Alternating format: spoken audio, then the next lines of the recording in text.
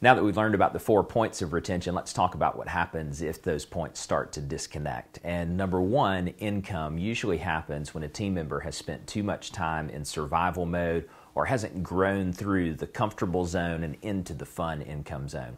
And a lot of times we don't even know that unless we've taken the opportunity to ask them. So if the income point disconnects, then we have a retention problem. Point number two is time. If we don't know how much they want to work, I would assume that most people probably want to work 45, 55 hours a week. However, we see a lot of people out there working 70, 80 hours a week. Now, we're going to have busy weeks, I get that. However, consistently working more time than the person wants to creates a retention risk.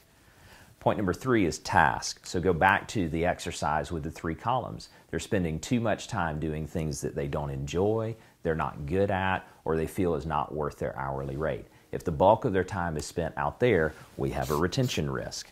And then point number 4 is environment.